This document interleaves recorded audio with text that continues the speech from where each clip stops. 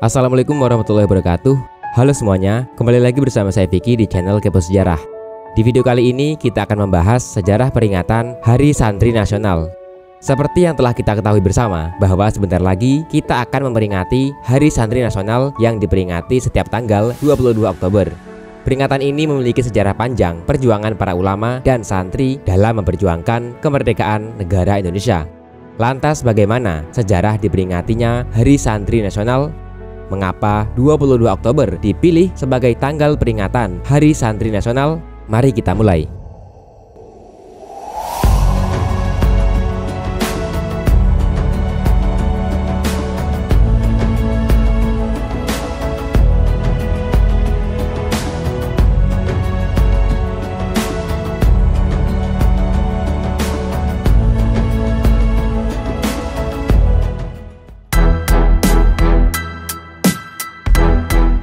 Santri secara umum adalah sebutan bagi seseorang yang mengikuti pendidikan agama Islam di pesantren.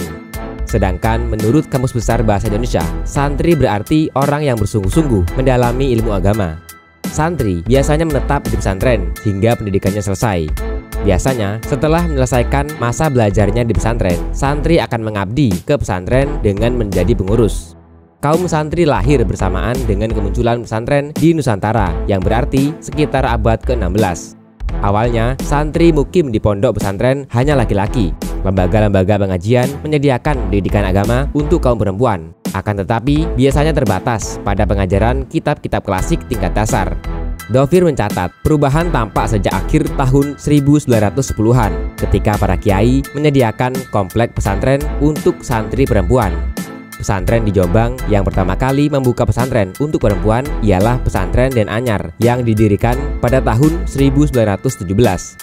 Mondok di tengah kaum santri membutuhkan biaya tidak sedikit. Oleh karena itu, kebanyakan santri di Jawa pada zaman dulu berasal dari keluarga petani kaya. Memang, banyak pesantren tidak memungut bayaran. Akan tetapi, biaya hidup yang harus dikeluarkan juga tidak sedikit. Seringkali biaya pendidikan seorang santri di pesantren ditanggung beramai-ramai oleh keluarga besar.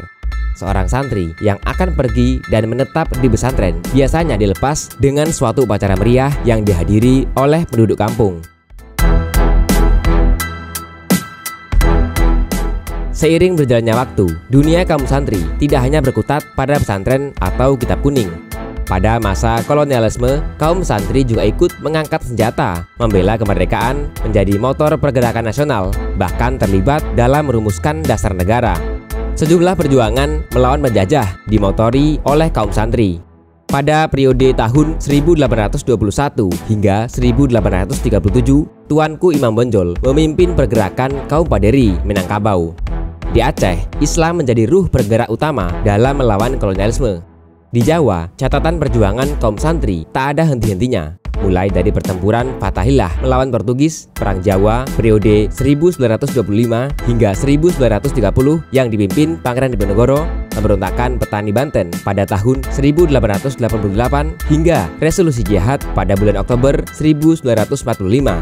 Memasuki paruh pertama abad ke-20, pemerintah Belanda menerapkan politik etis. Banyak kelompok elit pribumi muncul dari kalangan santri, seperti Muhammad Nasir, Haji Agus Salim, dan Ki Bagus Hadikusumo.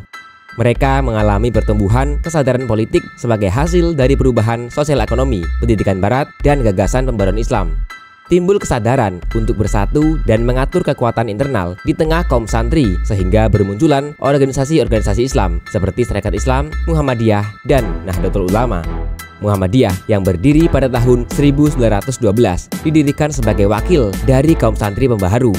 Kemudian Nahdlatul Ulama yang berdiri pada tahun 1926 merupakan wadah bagi kaum santri tradisional. Setelah itu berdiri pula partai-partai Islam lain seperti Persatuan Muslimin Indonesia yang berdiri pada tahun 1930 dan Partai Islam Indonesia yang berdiri pada tahun 1938. Kaum santri membuka masa kebangkitan nasional dengan berdirinya Sarekat Islam yang berdiri pada tahun 1905. Keanggotaan Sarekat Islam terbuka untuk semua golongan dan suku bangsa yang beragama Islam, berbeda dengan Budi Utomo yang terbatas hanya bagi kalangan Jawa. Asas keislaman menjadi daya tarik masyarakat terhadap organisasi ini. dalam kurun waktu singkat, syarikat Islam mampu menghimpun rakyat Indonesia. Bagi rakyat Indonesia, Islam bukan saja sistem keyakinan, melainkan telah menjadi faktor pemersatu untuk melawan penjajah. Syarikat Islam yang pada tahun 1920-an menjelma menjadi organisasi politik memperlihatkan diri sebagai organisasi umat dan wong cilik yang tidak ada duanya dalam sejarah umat Islam. Syarikat Islam mencakup semua kelompok sosial di tengah masyarakat, termasuk para priai dan petani. Daya tarik organisasi tersebut bagi wong cilik ialah rasa kebersamaan sosial. Pada masa pendudukan Jepang, umat Islam Indonesia sesaat mendapat angin segar. Mereka memiliki wadah bernama Majelis Islam A'la Indonesia atau MIAI yang didirikan oleh tokoh-tokoh Islam, baik dari Muhammadiyah maupun Nahdlatul Ulama. Jepang juga mendirikan Sumubu atau kantor urusan agama yang dipimpin oleh Hadratus Syekh Hasyim Asy'ari. Jepang beranggapan wadah ini bisa menjadi sarana mobilisasi kaum muslim untuk membantu Jepang mengusir Belanda. Meski begitu, dalam perkembangannya, Majelis Islam A'la Indonesia mulai menyentuh aktivitas politik yang dianggap membahayakan. Sehingga pada tahun 1943, Majelis Islam A'la Indonesia dibubarkan. Kemudian sebagai gantinya lahirlah Masyumi. Peran itu berlanjut pada masa persiapan kemerdekaan. Kaum santri selalu melibatkan diri dalam BPUPKI, PPKI, dan Panitia 9 yang merumuskan pembukaan Undang-Undang Dasar 1945. Pada masa kemerdekaan, semakin banyak santri terjun ke dunia politik birokrasi. Santri tidak lagi terbatas hanya menjadi guru agama di desa-desa, imam masjid, penghulu, atau berkutat di dunia pesantren. Spektrum pergerakan kaum santri semakin meluas dan semakin besar terhadap pergerakan kemerdekaan Indonesia.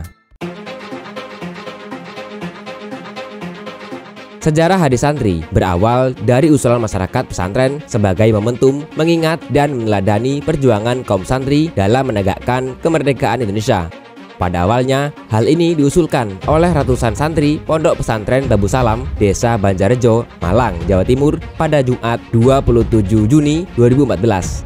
Dirangkum dari laman NU, pada waktu itu para santri di sana menerima kunjungan Jokowi sebagai calon presiden. Pada kesempatan itu, Jokowi menandatangani komitmennya untuk menjadikan tanggal 1 Muharram sebagai hari santri. Namun, pada perkembangannya, PBNU mengusulkan agar 22 Oktober yang ditetapkan sebagai hari santri, bukan 1 Muharram. Hal itu dilatari peristiwa perumusan fatwa resolusi jihad yang disampaikan oleh Kiai Haji Hasyim Asy'ari pada tanggal 22 Oktober 1945. Pada waktu itu, 2 bulan setelah merdeka, Indonesia kembali diserang oleh sekutu yang hendak merebut kemerdekaan dari tangan bangsa Indonesia. Demi mempertahankannya, Hadratus Syekh Kiai Haji Hasyim Asy'ari mengeluarkan fatwa resolusi jihad. Dikutip dari laman resmi Kementerian Agama, resolusi jihad ini juga turut memantik peristiwa heroik 10 November 1945 di Surabaya yang kemudian diperingati sebagai Hari Pahlawan.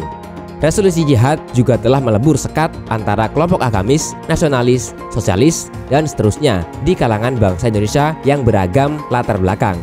Berikut adalah isi teks asli fatwa resolusi jihad Kiai Haji Hasyim Asy'ari yang menjadi dasar Hari Santri Nasional. Fatwa tersebut berisi 3 poin penting, yakni: pertama, hukum memerangi orang kafir yang merintangi kepada kemerdekaan kita sekarang ini adalah fardu ain bagi tiap-tiap orang Islam. Kedua, hukum orang yang meninggal dalam peperangan melawan musuh serta komplotan-komplotannya adalah mati syahid. Yang ketiga, hukum untuk orang yang memecah persatuan kita sekarang ini wajib dibunuh. Usulan penetapan Hari Santri Nasional pada mulanya menuai polemik. Banyak yang setuju, ada pula yang menolaknya.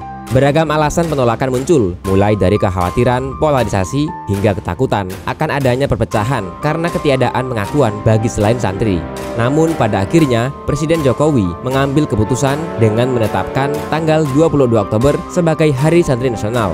Keputusan Presiden ini didasari atas 3 pertimbangan. Di antaranya adalah: pertama, ulama dan santri pondok pesantren memiliki peran besar dalam perjuangan merebut kemerdekaan Republik Indonesia dan mempertahankan negara kesatuan Republik Indonesia serta mengisi kemerdekaan. Kedua, keputusan tersebut diambil untuk mengenang, meneladani, dan melanjutkan peran ulama dan santri dalam membela dan mempertahankan negara kesatuan Republik Indonesia serta berkontribusi dalam pembangunan bangsa. Ketiga, tanggal 22 Oktober tersebut diperingati merujuk pada ditetapkannya seruan resolusi jihad oleh para santri dan ulama pondok pesantren dari berbagai penjuru Indonesia yang mewajibkan setiap muslim untuk membela tanah air dan mempertahankan kemerdekaan negara kesatuan Republik Indonesia dari serangan penjajah. Sejak tahun 2015 hingga tahun ini, terhitung sudah 8 kali kita memperingati Hari Santri Nasional. Tema Hari Santri Nasional yang diangkat pada tahun 2023 yaitu Jihad Santri Dayakan Negeri, yang bermakna dalam dan relevan dengan kondisi kita saat ini. Di zaman yang penuh dengan tantangan dan kompleksitas, jihad tidak lagi merujuk pada pertempuran fisik, melainkan pada perjuangan intelektual yang penuh semangat. Santri sebagai penjaga terdepan dalam pertempuran melawan ketidakpahaman, kebodohan, dan ketertinggalan. Baiklah, sekian dulu pembahasan kita pada video kali ini. Semoga ada manfaat yang dapat dipetik. Saya Vicky pamit dan sampai jumpa di video selanjutnya. Wassalamualaikum warahmatullahi wabarakatuh.